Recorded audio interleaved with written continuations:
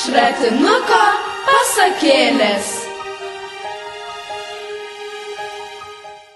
Sveiki, bičiuliai! Kotryna iš pat pradžių jau juokėsi, dar nespėjom netinkamai pasisveikinti, o jinai jau krizenasi, pasakyk, iš ko juokiesi. Ai, ką geriau nesakysiu. Na gerai, tuomet palaikyk paslaptį ir intrigą. Na, taigi, sveiki, bičiuliai, sveiki, mėly Šratinuko pasakėlių klausytojai. Jau išdaviau, kad su manimi šį kartą labai linksmai krizenasi Kotryna. Sveikučiai. Ir vėlgi ta pati kaip ir praėjusią laidelę, Viktorija. Nu tai labas. Tai labas ir tau, Viktorija. Iškart jau nuotaika gera, juokiamės, šypsamės, įsišiepusios iki ausų. Tai ta linksma gaidelė, galbūt galėtume iškart taip čiupti jautį už ragų ir prisiminti. O kodėl ne ožka? Ach, tiesa, juk ožio metai. Nu taigi ožkos metai. Ožkos, ne ožio. Na, tos giminės raguočio metai. Taigi čiumpam ožį už ragų ir prisimenam ir išsiaiškinam praėjusios laidos mįslę, kurią dabar primenu ir jis skambėjo taip. Skaisti graži mergužėlė, mėlynoj pievoj vaikštinėja. Pabandykite įsivaizduoti, jeigu nežinot įminimo, galbūt vaizduotė jums padės įsiaiškinti. Taigi dar kartą kartoju. Skaisti graži mergužėlė, mėlynoj pievoj vaikštinėja. Viktorija mostikuojasi, žino atsakymą. Na, tas mėlyna pieva tai yra, manyčiau, dangus, nes jis tikrai dažnai būna labai žydras. Ne debesė. Kotryna, nekriauk. Nu taip, Kotryna, nekriauk, aš nebaigiu sakyti, tai jau trukdai. Tai skaisti yra saulutė, tai saulutė, manyčiau. Ar Kotryna pritartum Viktorijai, ar vis dėlto turi kitokį matymą savo? Debesėlis ir viskas. Bet čia mergužėlio, ne bernužėlis, tai būtų debesėlė. Vis tiek debesėlis. Na, bet Kotryna, tu klysti, šios mįslės įminimas yra saulė, kaip minėjo Viktorija. Jei, atspėjau, bet gal Kotryna turėjo omeny Edvino Navicko debesėlį katinuką? Kas? Aš pirmą kartą girdžiu, apie ką iš čia kalbat, kokią čia reklamą darot. Edvinas Navickas yra labai garsus vlogeris, kitaip tariant, daro vlogus, kurie tikrai yra labai populiarūs Lietuvoje. Ir jis turi katiną vardu Debesėlis. Aišku. Kotrynai labai patinka tas katinas? Labai gražus katinas. O štai pirmą kartą girdžiu, niekada, matot, kokia aš esu tamsi, neapsišvietus, nežinau jokių ten vlogerių ir taip toliau, ir nežiūriu, ir kažkaip nei apie debesėlį nežinau, bet galbūt reiks pasidomėti. Na, bet čia jau kitam kartui. Taigi, mįslės įminimas buvo saulė, prie to ir grįžkim, taip? Taip. Bet ne debesėlius, o saulė. Pai, Kotryna, su tuo debesėliu, pati pavirsi debesėlį. Taigi, buvo saulė, taigi, ar taip išeina, kad mes šią laidą kalbėsim apie saulę? Na, apie gal dangaus kokius nors objektus, kažką. Dangaus kūnus? Taip. Ir apie debesėlį pašnekėsim, jeigu Kotryna taip nori. Saulę dainavau. Saulė, danguje. O apie debesėlį nežinai dainos? Debesėlį. Kirpki ir man gabalėlio dangu. Debesėlį dangaus. Gerai, baikit kvatotis ir nedarykit iš mūsų laidelės beprotname. Taigi, tuo labiau, kad dabar dėmesio svarbi informacija, kad ši mūsų laidelė yra paskutinė. Ašaros rieda, kaip pupos bijau. Nenoriu, kaip žirniai. Kaip pupos nenoriu, kad pasibaigtų. Man kaip ledas, kaip Kotryna taip verkia, net atrodo, dabar reikia į kibirą pastatyti, per visą minutę pasidarytų pilnas. Taigi, aš tik taip tyliai nubraukiu ašarėlę, nes jeigu kas pamena, kad mes pernai, tai yra 2014 metais vasarį, startavome Šratinuko pasakėlės, naują laidelę, per vaikų radiją eina, o štai praėjo metai ir ši mūsų laidelė jau yra paskutinė apsisuko metų ratas ir dėja mes šioje laidelėje pakalbėsim štai apie saulutę ar apie dar kažką, iš pasakos bus aiškiau matyti apie ką. Taigi ir atsisveikinsim ir mislės nebebus. Baisu. Ramiai. Vis dėlto juk mes niekur nedingstame nuo žemės paviršiaus. Galbūt jeigu kas nors kada nors domins, tai tam yra ir Facebookai visokie, ar taip su mumis galima bendrauti ir toliau. Taip, mes lauksim užklausų. Kvieskit mus į draugus Dalė Miknevičiūtė, Viktorija Vareikaitė. Ir debesėlis, juokauju, Kotryna Baronaitė. Taigi, kas labai nori, kvieskit mus į draugus, mes jūs priimsim ir su jumis padraugausim per socialinį tinklą Facebook. Taigi, tokia buvo Facebooko reklamėlė. O dabar grįžkim į senas vagas, kaip jau įprasta mūsų šratinuko pasakėlių laidelėse. Turim išgirsti pasakėlę. Ir pasakėlė vėlgi yra jau kelintą laidą mes klausom Mykolo Sluckio pasakėlių. Ir šį kartą jį vadinasi Ežys ir Saulė. Klausom. Visi turbūt žinote, kad ežys negreitas. Vos paslenka stenėdamas ir pukšėdamas. Bet kodėl jis taip lėtai, lyg sunkus išdribęs kamuolys rieda? Ar žinote? Palaukit, ar jum pasakojo jums? Iš kur ežio tokie kieti ir aštrūs dygliai? Už arklio plauką, už kiaulę šerėje dygesni, ne plaukai, o tikri spygliai. O jau gelia pikčiau už adatą. Ir ne viena tokia adata ežys apsiginklavęs, šimtais, lyg koks šepetys. Ne visados, žinokite, ežys toks buvo, ne visados badytis mėgo. Anksčiau jo plaukučiai buvo švelnus lyg voveraitės ar kiškelio, bet ežys smalsumu garsėjo, tiesiog neštėjam viską žinoti. Lekia drugelis, ežys snukutį užriečia, kas per drugys, stūkso medis, kas per medis, lapai, vaisiai, sublyksi tarp paparčių šaltinis. Kas per keista akis ir kodėl jį gurga ašarodama? Net paukščiai lizduose, net žvaigždės danguje mūsų ežiai rūpėjo. Ką čia paukščiai, ką čia žvaigždės, pačia saulė susidomėjo. Kur jis minga kas vakaras toji saulė, kur jos guolis, iš kur rytais įsiropščia. Saulė aukštai ridinėjosi, o ežys žemė beginėjo, kaip jam į saulę iš arti žvilgtelėti. Nusprendė ežys į aukščiausią kalną įkopti. Viršūnėje pasistiebęs jau tikrai pamatys, kaip saulė gula, kaip jį kelia. Manot, neįstengs ežys? Juk miklus, greitas buvo. Visus apylinkės kalnelius ežys apšnikštinėjo, tik ne vienas į saulę nekilo. Teko pasidairyti svetur. Ilgai keliavo ežys, kol priėjo visų aukščiausią tankiais miškais mėlynuojantį, baltą spindinčią keterą pasipuošusi kalną. Atsipūtė pagal ando nagelis ir pajudėjo. Lipo ežys prakaitų taką laistydamas, brovėsi per tankumynus, plėšėsi per bruzgynus, greitus upelius kaip barsukas plaukte perplaukė, milžiniškom stačiom olom lyg skruzdėlytė įsikibęs kapstosi. Vos sprando nenusisuko tose akmenynuose, kailiniukus susidraskė. Gaila ežį apdarėlę, bet smalsumas už gailestį stipresnis. Kopė visą dieną ir visą naktį, kol į viršūnę įkopė. O kai ežys pagaliau viršūnėje atsidūrė, virš mėlynų miškų, ant baltos spindinčios keteros ir žemyn pažiūrėjo, saulė kaip tik kėlėsi. Ji bloškė į šalis tirštus rūkus, kuris buvo nuo vėsaus apsikloščiusi. Tvaiskė į tos apdangalus, šlakstė kalnus ir lygumą sidabrinę rasa ir siautėsi naujuteliu žėrinčiu apdaru, bematant visą apsikaišę plonais auksiniais spinduliais. Išsižiojo ežys iš nuostabos, nė nepajuto, kaip jam ant nugaros plaukai ėmė šiauštis, aštriais kietais spygliais stingti.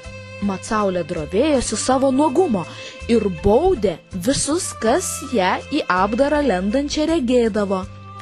O kai pasijuto ežys sustiręs ir pasišiaušęs, labai nusigando ir pakratė kailiuką. bet adatos kietai styrojo ir nė viena neiškrito. Saulė nusijuokė auksinę burną ir pasakė pasišiaušusiam dygliuočiui: Kailinukus ragis susidraskėja žyžį pas mane bekeliaudamas, tai dabar galėsi susisiūti, adatų tau visą saują dovanoju. Taip ir liko ežys su tankiu adatų šepečiu ant nugaros. Skaudžiai dūrė visus, kas tyčia ar netyčia jį paliečia. Lėtai varosi su savo našta snukutį panarinės ir nė nemano žiūrėti, kaip saulė rengiasi. Viską, ką žemėje randa, apuosto, snukučiu baksteli. Ką maistui tinkama radęs, adatėlę prismeigia ir į savo namus velka, net obuolį nukritusi ir tą pasiima. Taip, taip.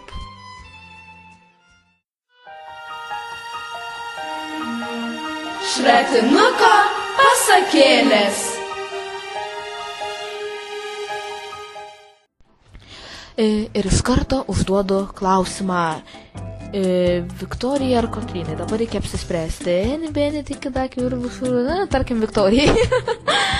Taigi, čia buvo saulės bausmė ar dovana ežiai tie spigliukai? Na, manau, kad bausmė, nes jam tai nepatiko. Tikriausiai, kad jam buvo sunku, kad buvo sunku tiesiog. Bet juk saulė sakė, kad čia padovanojo jam adatų, kad kailinukus įsisiūtų. Tai buvo sarkazmas. Man labai patinka sarkazmas. Kas nežinote, kas yra sarkazmas, tai tiksliai dabar apibrėžimą, kaip čia jums ir pasakyti, bet mano suvokimu tai yra toks pašiepiamas, toks pasakymas. Jisai skamba kaip teisybė, kaip faktas, atrodo, kad žmogus sako gal ir nuoširdžiai, bet iš tikrųjų jis savotiškai iš tavęs tyčiajasi. Kaip Viktorija, tu paaiškink, galbūt aiškiau, kas yra sarkazmas. Na, toks dalykas, tik tai jeigu tau tai sako, jeigu tu supranti, kad tai sarkazmas, tai turi būti priešinga reikšmė. Žodžiu, jeigu, tai paimkim tokį pavyzdį, kad saulė sakė, kad tai buvo dovana ežiai, bet tai buvo sarkazmas, reiškia, kad tai buvo anaiptol ne dovana, tai buvo bausmė. Taip, jau palinksėjot galvą, pritarėt man. Taigi, o ko aš sakiau, kad man patinka sarkazmas, nes kai tu jį gerai supranti, kas tai yra, nu žinokit, toks saldus jausmas būna, taip malonu ypač pačiam sakyti tą sarkazmą. Taip, net nebeturiu net ką pridurti. Kotryna ką nors pridurs. Bet žmogui girdėti tai nelabai patinka, man atrodo. Na, žiūrint kaip ir kokia forma tai yra pateikiama. Na taip. Nesigilinkime į tokius labai sudėtingus klausimus. Paskutinė laida, to labiau gal šiek tiek lengviau viską. Einam prie saulės iš karto. Matot, aš niekada nežinojau iki šiol, kad saulė turi daug rūbų. Aš galvojau, kad saulė yra tokia, kokia yra, į pateka ir nusileidžia, taip. Čia pasirodo, saulė keičia rūbus, iš pat pradžių buvo apsiklojus miglų patalais, paskui savo žėrinti rūbą įlindo, iš kur tie garderobo. Na, nežinau, taigi visgi visą žemę maitina, tai savo spinduliais padeda viskam augti, tai turi būti graži. Ir vėl grožis. Oi, tas grožis. Na, bet gerai, dabar paneikit, kas nors, kad saulė yra negraži. Na, nepažįstu tokių žmonių. Aš irgi, pavyzdžiui, kiek yra lietuvių liaudės dainų, saulė, saulūžė, saulutė, ten visi gyrė ar garbina tą saulę, nes jinai tikrai yra labai graži ir jinai labai gera, kaip Kotryna minėjo, saulė padeda viskam užaugti. Ką dar saulė gerą daro? Saulė šildo.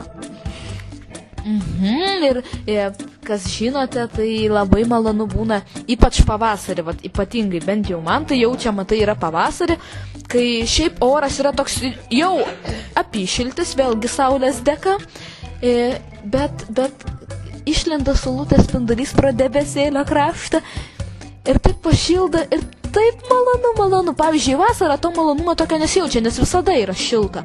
O pavasarį dar toks skirtumas yra tos temperatūros tarp tiesioginės saulės spindulių ir tuomet, kai ta saulė būna pasislėpus. Tai, žinokit, pasakiškas jausmas šildyti saulutį. Tai tikrai. Ką dar Saulė gero daro? Katrina, prisiminkim dabar fizikos pamoką. Saulė šviečia, apšviečia medžius ir kas iš to? Aš fizikos nesimokau, aš miegu per fiziką. O Trina! Juokauju. Tai Viktorijos tuomet klausiu, ir kas iš to, ką medis daro su ta Saulė? Tai medžiai padeda augti. Ir apie augimą jau kalbėjom toliau. Vykdo fotosintezę. Na taip, čia irgi yra reikalingas dalykas. Kas yra fotosintezė, dabar galbūt daugeliui mūsų mažųjų klausytojų yra neaišku. Dabar Dalia, prašom paaiškinti, nes Kotryna nepaaiškins. O Dalia fizikos jau neatsimena, kada pamoką turėjo, nes Dalia ją mokėsi iki 10 klasės, o paskui 11 ir 12 klasėje Dalia nebesimoko fizikos, įmokosi kitus dalykus. Bet dabar reikia pabandyti prisiminti, kas yra fotosintezė. Tai yra Saulė šviečia į medžių lapus, lapai sugeria energiją Saulės, šviesą, šilumą. Tuomet jos medis šaknimis iš po žemių ten gauna mineralinių medžiagų, kuriomis jis taip pat maitinasi ir irgi keliauja į tuos lapus. Ir tuomet atsitinka toks stebuklingas dalykas, kad tie medžiai, mūsų vadinami žemės plaučiai, pagamina deguonį ir angliavandenius, kurie deguonis eina į atmosferą, į išorę, mes galim dėl to jų dėka kvėpuoti, o angliavandeniai lieka medžiai kaip padėka už tą darbą ir kaip maistinė medžiaga, taigi ir sugeria taip pat kartu su Saulės šviesa, medžiai sugeria ir anglies dioksidą, tai yra tai, ką mes iškvepiame. Jau tokį kitokį darinį negu deguonis. Nežinau, ar teisingai viską pasakiau, jeigu kas nors šiuo metu darote fizikos namų darbus, būtent apie fotosintezę, ir manote, kad galite manimi pilnai pasitikėti, tai nepatarčiau, bet jei teisingai atsimenu, nežinau. Viktorija, ar labai daug pripainėjau, kažko primelavau? Na, aš kiek prisimenu, tai mes darydavom fizikoje tokius paveikslėlius. Saulė šviečia, buvo gėlytės lapelį ir Saulės rodiklės nuvesta iki gėlytės, tada iš gėlytės į atmosferą. Tai pagal tai papasakoji gan gerai. Na tai ir tarkim, patikėkim tuo. Taigi ir Saulė dar, bet be viso to dar daro vieną gerą darbą su medžiais susijusi, kad medžiai, kai sugeria Saulės energiją, negauna tą šilumą. Pavyzdžiui, kas žiemą šildo namus malkomis, naudoja malkas kaip šilumą, tai būtent ta malkų energija iš Saulės ta šiluma eina, nes malkos, kai dega, jos tuomet išskiria iš savęs tą energiją, o tą energiją jos gavo, kai medis dar auga kartu su Saulės spinduliais. Štai taip, supratot? Katrina jau žiauja, taip nuobodžiai ir moksliškai aiškina. Mūsų šitą laidelę tokia moksliška, net neįdomu, ne? Ir labai daug reklamų buvo. O ką mes reklamavom? Facebooką pareklamavom ir vlogerį vieną. Gal gausim už tai pinigų už reklamą? Tikėkimės. Ne. Taigi, nekreipkim dėmesio į tai, o geriau dar apie Saulę, ką nors gražaus pasakykim. Va štai man kilo mintis iš karto, kad galim, kaip paskutinėje mūsų laidelėje, mes privalom tiesiog palinkėti, ką nors mūsų mėliem ir ištikimiem klausytojam. Ir ką nors dabar palinkėjimą supinkim su Saulė, kažko tokio saulėto palinkėkim. Taigi, Viktorija, jau tu sumastei kažką, matau. Na, tai norėčiau palinkėti, kad šviestumėt savo energiją, savo protų taip skaičiai kaip saulutė. Aha, tai buvo Viktorijos palinkėjimas, dabar Kotryna jums iš visos širdies linki būti kaip saulutėm ir kad jų saulutė niekad nedingtų ir nepaliktų jūsų ir kad ir kai lyja, vis tiek pamatytumėt vaivorykštę savo širdį. Kaip gražu. Taigi, o aš jums tiesiog linkiu daug dienų, daug gražių dienų, be debesėlių, kad dangus visada būtų giedras. ir kad net jeigu jums liūdna ir kas nors nepasisekė, pavyzdžiui, nusibrozdinot kelį, pagavot zuikį bėgdami, žinot, kaip būna, bėgi ir pargrūni, čia visiems tai būna, ir man dar būna. Žodžiu, kad jeigu ir kas nors vat ne taip, kaip jūs norit, susiklosto, tai žinokit, kad visada bus saulutė, išlys iš pakampės ir nušvies jums viską, ir jeigu šiandien yra ne ta diena, tai rytoj tikrai bus saulėta diena, ir kad tų saulėtų dienų jums būtų kuo daugiau, kuo šilčiau ir kuo smagiau, ir žodžiu, tiesiog linkiu jums būti apšviestiems saulės. Na, o dabar būtų laikas užduoti myslį, jeigu tai būtų įprasta laidelė. Bet tai yra mūsų paskutinė laida. Net nebežinau, pasimečiau ir skaičiai kelinta iš viso, bet netame juk esmė. Žodžiu, myslės nebus, bet už tai bus... Kas bus? Katrina, sugalvok vietoje myslės, ką mes galim padaryti?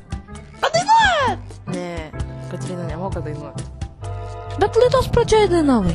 Kokią nors linksmą dainelę dabar vatuojame, mes sugalvojam ir pakioksim jum kaip nors. tam linksmam atsisveikinimui. Du gaideliai, baltus žirnius kūlė, dvi vištelės į malūną vežė, dvi vištelės į malūną vežė, ožis malė, ožka pikliavojo, o ši trečia ožkytėlė miltus nusijojo, o ši trečia ožkytėlė miltus nusijojo. Musė maišė, uodas vandens nešė, saulė vyrė, debesėlis kepė, saulė vyrė, mėnesėlis kepė. Tai išėjo mum ir mūšė, ir ne mėnesėlis, bet ir debesėlis kepė. Žodžiu, visada būkite originalus ir tokias žinomas dainas galite irgi perkurti savai, taip kaip mes mum netyčia taip jau išėjo. Žodžiu, nepykit už visus nusigėdojimus, už mūsų visos laidelės gyvenimo laikotarpį nusišnekėjimus, ir mes labai nuoširdžiai tikimės, kad mūsų laidelė jums sukėlė daug linksmų ir gražių emocijų, kad jums nebūdavo nuobodu mūsų klausytis ir mes jūsų neerzindavome. Ir žodžiu, galbūt palikome jums labai tikimės, kad gerą įspūdį, kuo geresnį, tuo geriau. Taigi, o dabar jau šį kartą sakome sudie ir nebe iki kito karto, o tiesiog jau viskas. Ate, iki. Mylim, bučiuojam. Laukiam Facebook užklausų, ate. Taigi dar kartą galim priminti savo vardus, kvieskit mus Facebook'e. Dalė Miknevičiūtė. Kotryna Baronaitė, su į ilgąją Kotryna, netrumpoji. O dalė, ne dalė, o dalė, gale D-A-L-E. O Viktorija Vareikaitė, tai jau gal žinote, Viktorija Vareikaitė. Žinote. Kaip nors pasirašysit jau patys. Taigi, o dabar viso geriausio! Iki! Šratinuko pasakėlės.